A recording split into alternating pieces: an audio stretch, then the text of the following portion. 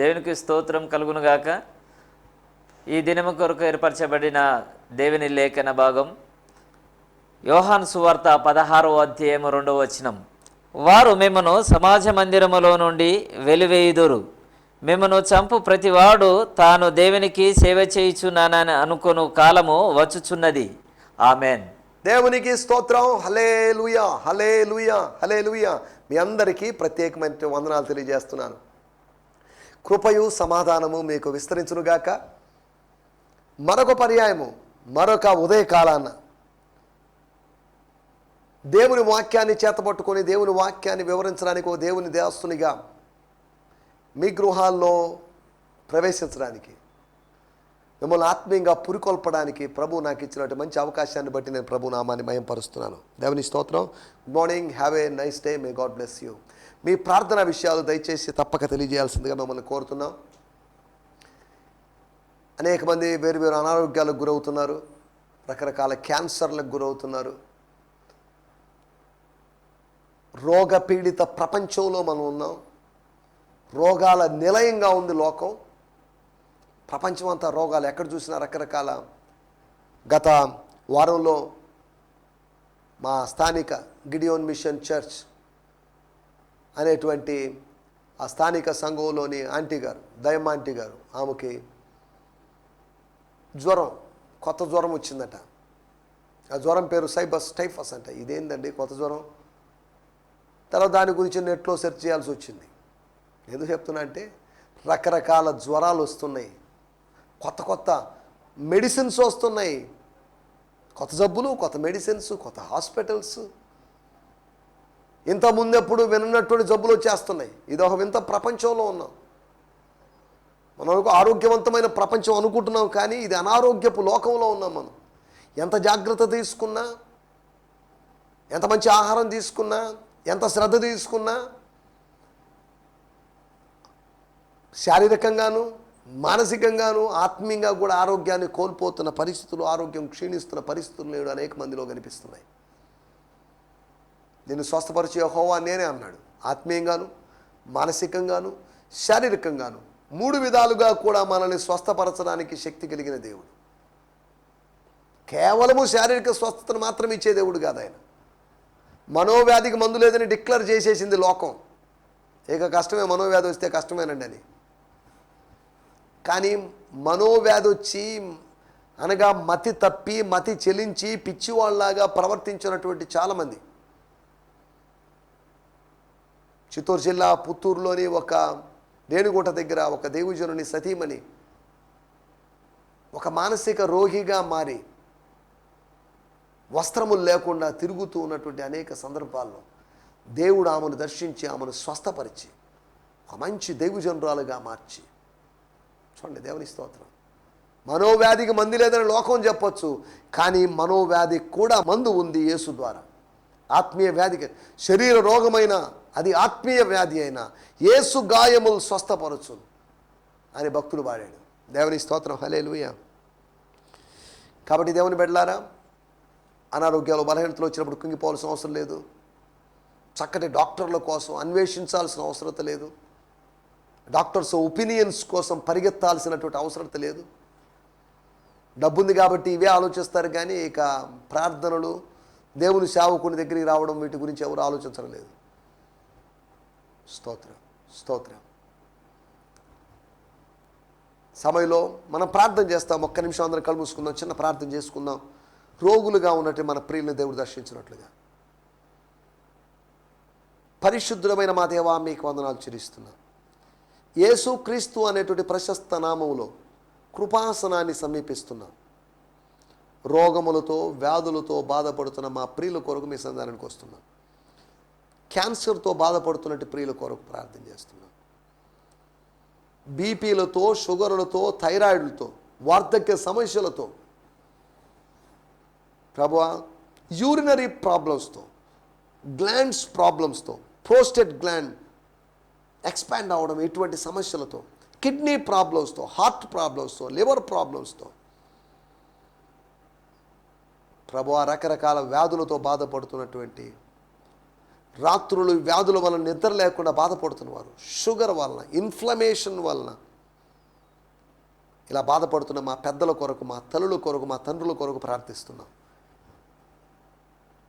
అయా గిలాదులోని గుగ్గిలమును తీసుకుని, గిలాదులో గుగ్గిలం ఉందని, నీ ద్వారా నీ నామములో స్వస్థత ఉందని ప్రజలు గుర్తించినట్లుగా, ఎప్పటికీ అద్భుతాలు జరుగుతున్నాయని ప్రజలు నమ్మునట్లుగా మీ కార్యములు జరిగించమని అనుకుంటున్నాం.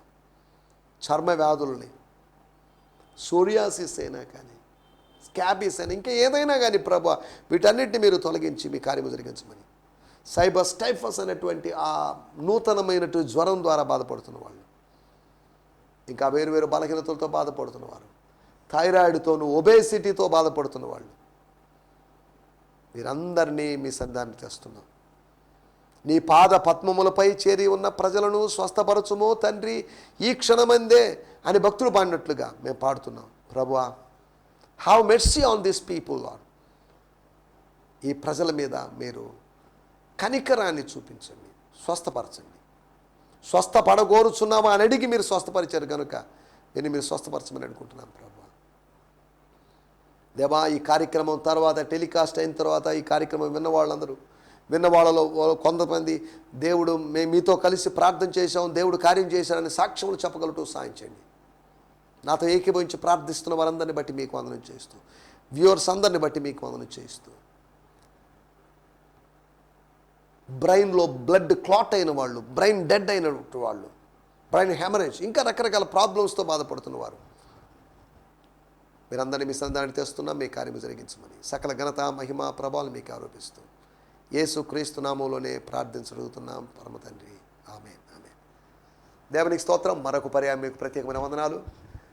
నాతో కలిసి ప్రార్థనలో ఏకీభవించాము అనడానికి గుర్తుగా ఆమేన్ అని పలికినందుకు మీకు ప్రత్యేకమైన వందనాలు తెలియజేస్తున్నాను. దేవునికి స్తోత్రం. Thank you for your cooperation. Thank you for your spiritual unity during the prayer. దేవునికి స్తోత్రం. నిన్నటి ఎపిసోడ్లో మనం ఆలోచించిన విషయాలు, మనం ప్రతిదినము ఏదో ఒకటి ఆలోచిస్తున్నాం. దేవుని వాక్యాన్ని మన ముందుకు తెచ్చుకుంటున్నాం. దేవుని వాక్యపు ఆహారాన్ని మనం వడ్డించుకుంటున్నాం. ఆ వడ్డించుకున్న ఆహారాన్ని మనం చక్కగా ఆరగిస్తున్నాం. ఆరగించుకున్న ఆహారం ద్వారా మనం శక్తిని పొందుకుంటున్నాం. ఎంత తిన్నా శక్తి లేకపోతే ఏమవుతుంది? కొంతమంది ఎంత తిన్నా కానీ ఏందండి వాడు అలాగే ఉన్నాడు, సన్నగా ఉన్నాడంటే, ఆ పిల్ల సన్నగా ఉందేంటి, ఎంత తింటదే అని అంటారుగా. ఓహో, వీళ్ళలో, ఈ పిల్లలో, వీడిలో ఎవడో ఉన్నాడు, వాడు తింటున్నాడు, ఈ పిల్ల తింటున్నా లేదు అని అంటుంటారుగా. ఎందుకు చెప్తున్నారంటే, తిన్నది ఒంటికి పట్టాలండి, విన్నది మన ఆత్మకు పట్టాలి. తిండి ఉంటే కండ కలదో అన్నారు. ఆత్మీయ తిండి ఉంటే ఆత్మీయ కండ ఉంటుంది. ఆత్మీయ కండ సరేనండి, ఆత్మీయ కండ ఏంటండి మళ్ళీ అంటారేమో. ఆత్మీయ కండ అనే మాట బైబిల్లో అక్కడ లేదు, కానీ నేను సందర్భాన్ని బట్టి చెప్తున్నాను. తిండి ఉంటే కండ కలదు అనగా పుష్టి ఉంటుంది, తిండి ఉంటే బలం వస్తుంది. తిండి ఉంటే కండ కలదు. అలాగే ఆత్మ సంబంధమైన తిండి ఉంటే ఆత్మలో బలం వస్తుంది. ఆత్మలో బలం వస్తే మనం ఆత్మ సంబంధమైన కార్యాలు జరిగించవచ్చు. దేవుని స్తోత్రం. శిష్యులు ఎరిగినటువంటి విషయాల గురించి మనం గతంలో మాట్లాడుకున్నాం. పరలోకపు ఏర్పాటును గురించి వారు ఎరిగి ఉన్నారని. ఎందుకంటే యేసుప్రభు చెప్పాడుగా, బాబు మీరు నన్ను ఏర్పాటు చేసుకున్నారని అతిశయిస్తారేమో. No, that's a wrong idea, that's a false idea. మీరు కాదు, నేనే మిమ్మల్ని ఏర్పాటు చేసుకున్నాను. మీ పనిలో మీరు ఉన్నప్పుడు, మీ పనిలో మీరు నిమగ్నమై ఉన్నప్పుడు, లీనమైపోయి ఉన్నప్పుడు, మీ వలలు మీరు బాగు చేసుకుంటున్నప్పుడు, మీ దోణులు కడుక్కుంటున్నప్పుడు, అప్పుడు మీకు అసలు ఆ థాట్ కూడా రాలేదుగా నా వెనకాల రావాలని. అంటే ముందుగా నేను ఏర్పాటు చేసుకున్నాను, మీరు నన్ను ఏర్పాటు చేసుకోలేదు. మీరు వెళ్ళి ఫలించడానికి, మీ ఫలం నిలిచి ఉండడానికి, మీ ఫలము చివరి వరకు ఉండడానికి, మీ ఫలము తోట యజమానునికి చేరుకోవడానికి, తోట యజమానుడు భుజించడానికి అన్నట్టుగా ప్రభు మాట్లాడే మాటలు మనం చూస్తున్నాం. రెండవది, ప్రభు ద్వేషించబడ్డాన్ని. వాళ్ళ కళ్ళ ముందు ఆయన ద్వేషించబడ్డాడు, దూషించబడ్డాడు. యూదయాకు వెళ్దామని యోహాను సువార్త 11వ అధ్యాయం వద్దు ప్రభువా, it's not good to go there, అక్కడికి వెళ్ళడం మంచిది కాదేమో. ఈ మధ్య కదా మనం అక్కడికి వెళ్ళి వచ్చింది, మనల్ని కొట్టడం ఒకటే తప్పిపోయింది. తరుముకున్నట్టు తరుముకున్నారు వాళ్ళు. ఏం చేస్తాను చెప్పండి.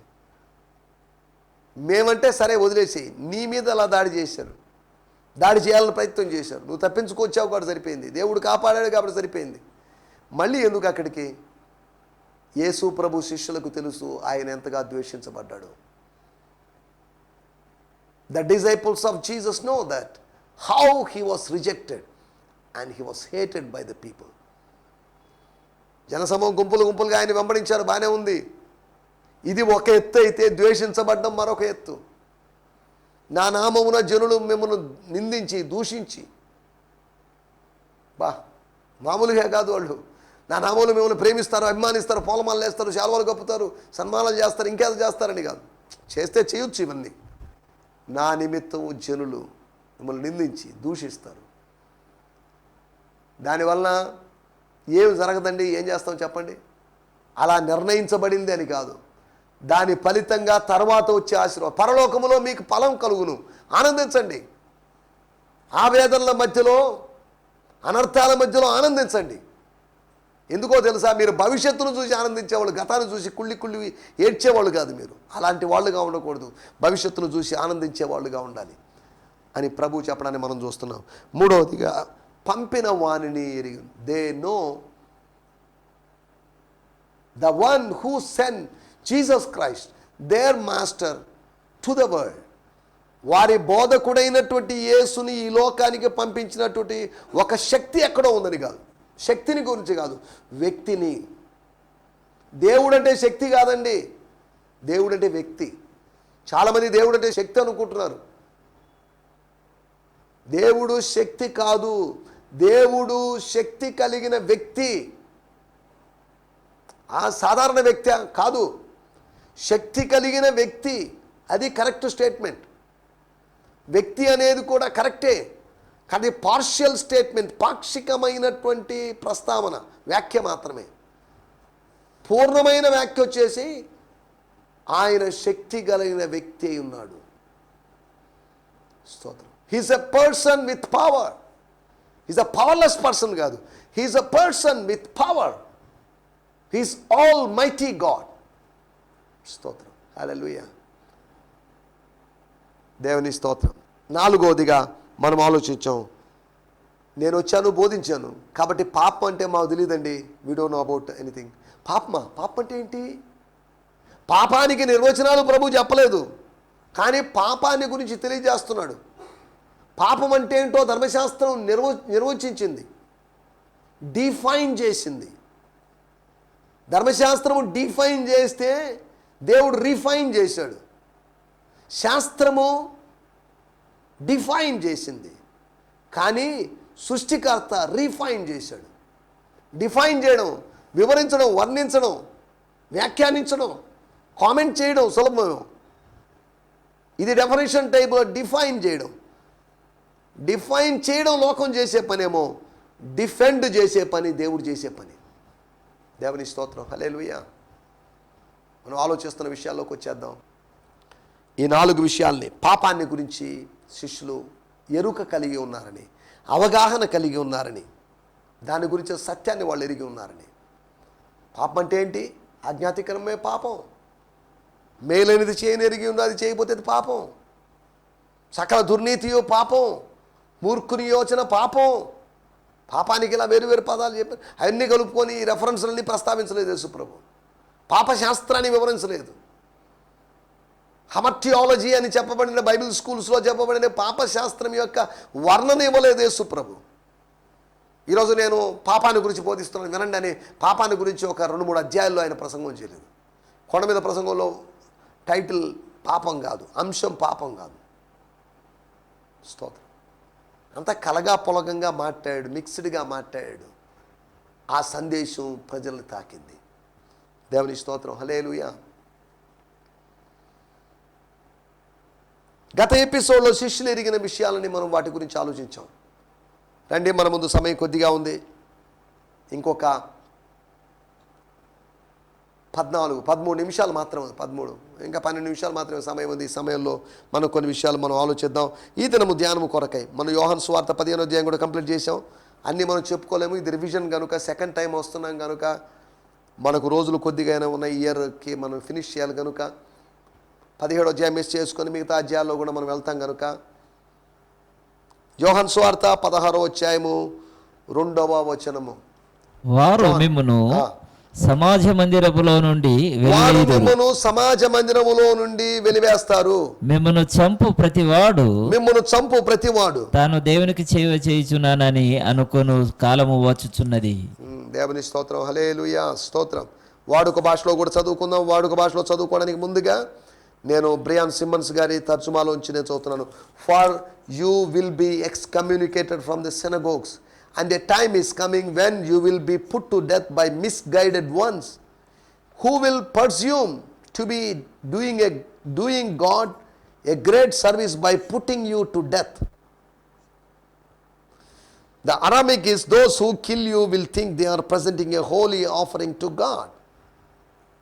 మిమ్మును చంపు ప్రతివాడు దేవునికి ఏదో అర్పణ అర్పిస్తున్నాడని, మిమ్మును చంపు ప్రతివాడు దేవునికి ఏదో కార్యం చేస్తున్నాడని అని అనుకునేటువంటి భ్రమలో ఉన్నటువంటి రోజులు రాబోతున్నాయి అని ఈ ప్రభువు వారు చెప్పారు. చదువుదాం, వాడుక భాషలో కూడా చదువుదాం. యోహాను సువార్త 16వ అధ్యాయం 2వ వచనం. వాళ్ళు మిమ్మల్ని సమాజ మందిరములో నుండి వెలివేస్తారు. వాళ్ళు మిమ్మల్ని మీ సినగోగ్స్ లోంచి మీరు గ్యాదర్ అయ్యేటువంటి 10 మంది 20 మంది గ్యాదర్ అయ్యేటువంటి వీధి మూలలో ఉన్నటువంటి ధర్మశాస్త్రాన్ని స్టడీ పారాయణం చేసేటువంటి ఆ సమాజ మందిరం అనగా యూదా మతస్థులు కనుక వాళ్ళకున్నటువంటి మెంబర్షిప్లన్నీ క్యాన్సిల్ చేస్తారు, వెలివేస్తారు, ఎక్స్కమ్యూనికేట్ చేస్తారు, బహిష్కరిస్తారు. నిజం చెప్పాలంటే మిమ్మల్ని చంపితే దేవుని సేవ చేసిన దానితో సమానముగా భావించే కాలం వస్తుంది. దేవుని స్తోత్రం. ఏంటి ప్రభు మాట్లాడడం? ప్రభు సరిగా మాట్లాడుతున్నాడా లేదా అన్నట్టుగా శిష్యులు ఆలోచించారేమో నాకు తెలియదు. కానీ ఈజ్ ఇట్ ట్రూ? ఇది ఇలా జరగబోతుందా? యేసు ప్రభు 33.5 సంవత్సరాలు ఈ లోకంలో జీవించి ఆయన వెళ్ళిపోయాడు. మళ్ళీ తర్వాత జరిగిన పరిస్థితులు ఈ ప్రవచనం నెరవేరిందా? ఇది ప్రవచనమేనా? ఇది ప్రవచనమే. దీని నెరవేర్పును మనం మిగతా కొత్త నిబంధనలో మనం చూడగలం. వాళ్ళు ఇది దేవుని సేవలో భాగమని తనకు ప్రాణాధారమైనట్టు ఒక వ్యక్తి చేశాడు ఈ పని. తన ప్రాణానికి ఆధారమైనట్టుగా చేశాడు అని అపోస్తల కార్యము 9వ అధ్యాయంలో సౌలు లేదా పౌలుడు గురించి రాయబడింది. ఎందుకు ఆయన ఇలా తప్పు చేస్తున్నావు? ఎందుకు మర్డర్లు చేస్తున్నావు? ఎందుకు పర్సిక్యూషన్ చేస్తున్నావు? ఎందుకు వాళ్ళని ఇబ్బంది పెడుతున్నావు అని ఎవరైనా అంటే నేను ఎందుకు ఇబ్బంది పెట్టానండి? వాళ్ళే మా మతాన్ని కలవరపరుస్తున్నారు, వాళ్ళే మా బోధనలు కలవరపరుస్తున్నారు, వాళ్ళే మా మతశాఖను డ్యామేజ్ చేస్తున్నారు. వాళ్ళు చేస్తుంది దైవదూషణ కానీ మేము చేస్తుంది దేవుని సేవ అని సమర్థించుకునేటువంటి రోజులు in coming days. The days would be justifying days. All the persecutors will justify themselves. ఏదో బై మిస్టేక్ వాళ్ళని ఏదో అన్నామనండి, బై మిస్టేక్ వాళ్ళని తిట్టామని చెప్పరు వీళ్ళు. వాళ్ళు చెప్పబోతుంది వీఆర్ డూయింగ్ గాడ్స్ సర్వీస్. ఇది దేవుని సేవలో భాగం అండి. మన టైటిల్ చూడండి, విచిత్రంగా ఉంది, మీరు గమనించాలి లేదు? మరి మన టైటిల్ యూదుల జిహాద్. ఇదేంటండి ఇది? జిహాద్ అనే పదం వినున్నారు మీరు. యూదుల జిహాద్. జిహాద్ అంటే మహమ్మదీయ సోదరులకు సంబంధించింది కదా. ఇదేంటి యూదుల జిహాద్ ఏంటి?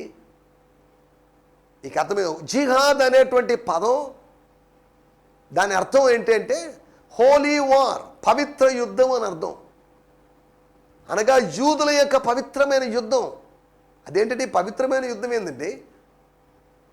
మహమ్మద్ ప్రవక్త 624వ సంవత్సరంలో మొట్టమొదటి పవిత్రమైన యుద్ధం చేశాడు. అనగా హోలీ వార్ చేశారు. క్రూసేడ్స్, దండయాత్రలు, తిరుగుబాటు విధానం, రెబలియన్ విధానం, రివాల్ట్స్. ఏంటి ఈ జిహాద్ అంటే? జిహాద్ అనే దాని యొక్క అర్థం, దానికి 3 అర్థాలు వాళ్ళు చెప్తున్నారు. ఒకటి, జిహాద్ అంటే ద ఇంటర్నల్ వార్. దీన్నే గ్రేటర్ జిహాద్ అన్నారు. ఆంతర్యములో జరిగిన మానసికమైన సంఘర్షణ. నాకు అనుగ్రహించబడిన, నాకు బయలుపరచబడిన విశ్వాసాన్ని కాపాడుకుంటానా లేదా? నా విశ్వాసం నేను కాపాడుకుంటుంది అని పౌలు చెప్పాడు. అలా చెప్పగలమా మనం? అలా వాళ్ళు చెప్పుకోగలరా? ఈ మహమ్మదీయ విశ్వాసం కోసం మేము నిలబడగలమా ఆ విశ్వాసాన్ని పరిత్యజించాలి అనేటువంటి శోధనలకు మనం లొంగిపోగలమా? ఇది ఇంటర్నల్ వార్. దట్స్ గ్రేటర్ జిహాద్ అన్నారు. రెండవ సమాజ నిర్మాణం కోసం, అనగా ఆ మహమ్మదీయ సమాజ సంరక్షణ కోసం వాళ్ళు చేసేది రెండవది. మూడవది, దీన్ని ఎవరైనా వ్యతిరేకిస్తూ ఉన్నట్లయితే, రెండవది డిఫెన్సివ్ అయితే, మూడవది అఫెన్సివ్గా జరుగుతున్నటువంటి, అవసరమైతే in case if necessary let's go and fight and go and kill. జిహాద్ అనేది 3 విధాలుగా ఉందని చెప్పాను నేను. అంతేకాదు జిహాద్ అనేదానికి కూడా 4 విధాలుగా జిహాద్ ఉంటుందంట. ఒకటి జిహాద్ అని అంటున్నామంటే అది మనసుతో చేసేది, రెండోది మాటతో చేసేది, మూడోది చేతితో చేసేది, నాలుగోది ఆయుధంతో చేసేది. అంటే జిహాద్ని గురించి చెప్పడం కాదు నా ఉద్దేశం. అనగా జిహాద్ ఏదైనా ఉంది అంటే యోహాను సువార్త 16వ అధ్యాయం 2వ వచనంలో జిహాద్ యొక్క భావన ఇక్కడ కనిపిస్తుంది అని చెప్పడమే నా మాటల యొక్క ఉద్దేశం. ఇది ఎవరి జిహాద్? ఎవరి పవిత్రమైన యుద్ధం?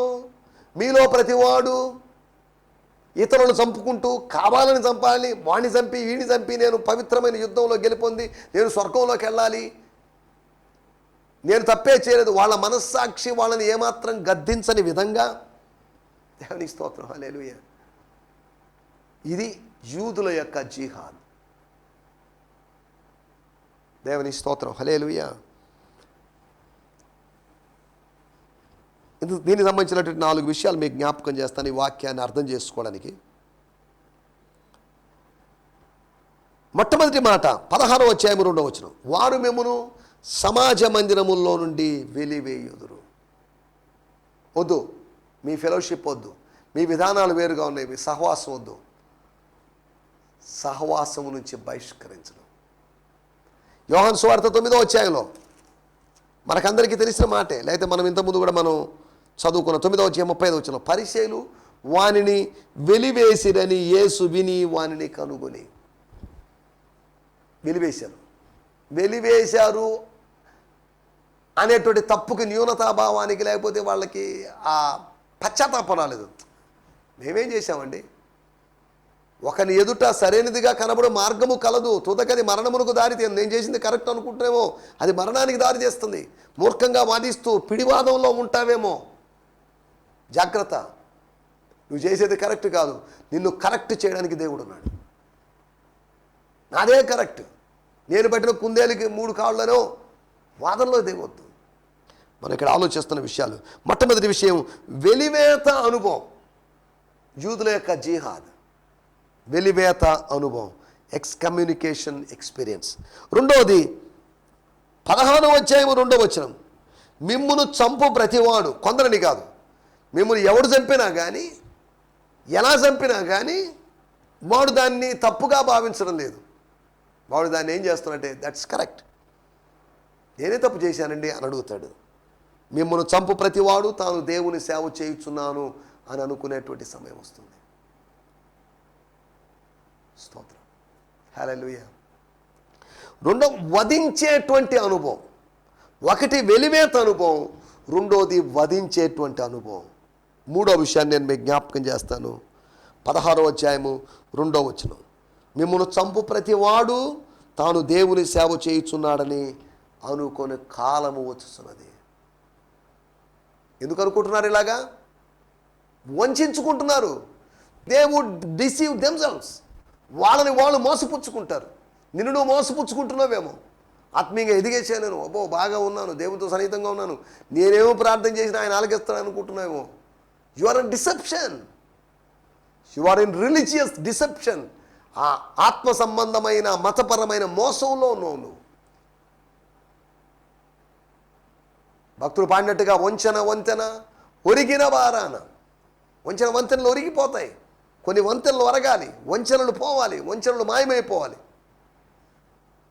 దేవుని స్తోత్రం. వంచుకునేటువంటి అనుభవం. నిన్ను నువ్వు మోసం చేస్తున్నావు. నువ్వు ఎంతమంది చెప్పావు? నువ్వు 2 నేను ఎంతమంది? 4. ఓకే, అయినా ఎవరు చేసింది కరెక్ట్? ఆయన నువ్వు చేసిన తప్పు కాదు, నేను చేసిన తప్పు కాదు ఇలా మాట్లాడుకుంటూ సమర్థించుకుంటున్నారే. నరహత్య చేయకూడదని మీ ధర్మశాస్త్రం చెప్పినప్పుడు దాన్ని మర్చిపోయి ధర్మశాస్త్రానికి వ్యతిరేకంగా మీరు చేస్తున్న పనేంటి? స్తోత్రం, హల్లెలూయా. మనం ఆలోచిస్తున్న విషయం, మూడో విషయం, వంచుకునేటువంటి అనుభవం. అంత్య దినాల్లో ప్రజలు వంచుకుంటున్నారు, ఇతరులు వంచిస్తున్నారు, దేవుని వంచిస్తున్నారు, తమని తాము వంచుకుంటున్నారు. స్తోత్రం. వంచిస్తున్నటువంటి ప్రపంచంలో మనం ఉన్నాం. నాలుగో విషయాన్ని నేను చెప్పి ముగించేస్తాను. యోహాను సువార్త 16వ అధ్యాయము 3వ వచనం. వారు తండ్రిని నన్ను తెలుసుకొనలేదు గనుక ఇలాగూ చేయుదురు. వారు తండ్రిని తెలుసుకోలేదు, పరలోకమందున తండ్రి యెహోవా దేవుని తెలుసుకోలేదు. సరే, అంతేకాదు నన్ను కూడా తెలుసుకోలేదు. నన్నేం తెలుసుకున్నారు? ఎక్కడో ఆకాశంలో ఉండి అదృశ్య స్వరూపిగా ఉండి మూడో ఆకాశంలోనో పరదేశంలో ఉన్నటువంటి ఆయన్ని తెలుసుకోలేదు. సరే, ఆయన్ని తెలుసుకోలేదు, వదిలేసేద్దాం. వాళ్ళ మధ్యలో సంచరిస్తున్న నన్ను తెలుసుకోలేదు. And they will do all these things, they will do these things because they don't know anything about the father or me. నా గురించి కానీ తండ్రి గురించి కానీ ఏమీ తెలియదు వాళ్ళకి. విజ్ఞాన రాహిత్యం వలన, విజ్ఞానము లేకపోవడం వల్ల, అనగా దేవుని గురించినటువంటి విశ్వం యొక్క సృష్టికర్తను గురించినటువంటి విజ్ఞానము లోపించడం వల్ల మనిషిలా ప్రవర్తిస్తున్నాడు.